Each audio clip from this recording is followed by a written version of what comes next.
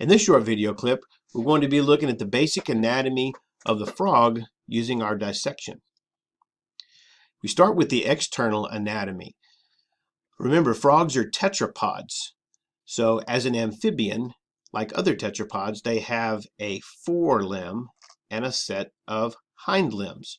Recall that these limbs have the basic tetrapod structure on the inside of the bony endoskeleton of one large bone joined to the girdle, two smaller parallel bones distal to that, and then the bones making up the wrist or the ankle and the digits. Along either side of the frog's body are the lateral folds. So the lateral folds. The external opening to the urogenital system, the digestive system, is the cloaca. And then examining the head a little bit closer, we see the eye. And recall that the eye is protected by this clear membrane known as the nictitating membrane. Anterior to the eye are the paired nostrils. And then located posterior to the eye is the tympanum that's used for hearing. When we look at the oral cavity on the inside, recall that the largest structure in the oral cavity is the tongue.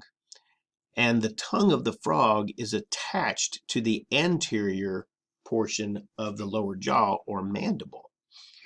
When we look at the upper jaw, we see the ridges of maxillary teeth and then a pair of vomerine teeth right here in the center.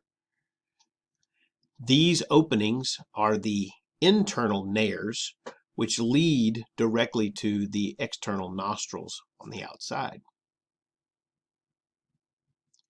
We look at the internal anatomy of the frog.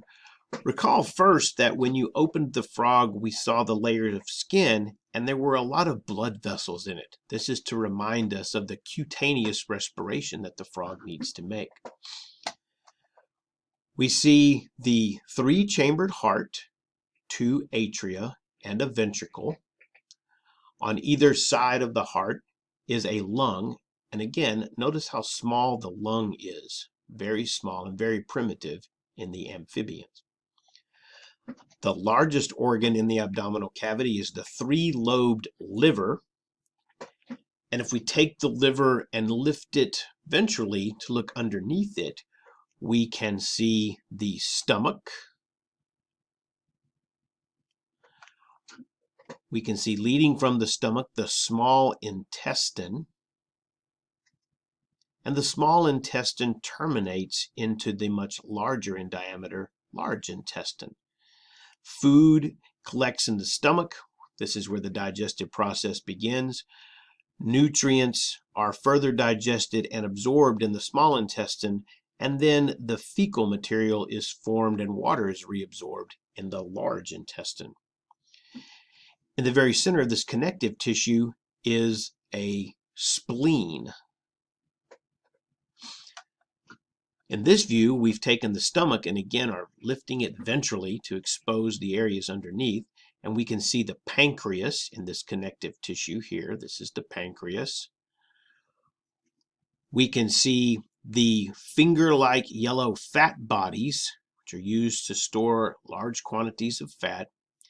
And then we can see the ovaries with the eggs, which lead to the oviducts, which are these small twisted tubes. The ovaries produce the eggs, which flow out of the oviducts, which will end in the cloaca.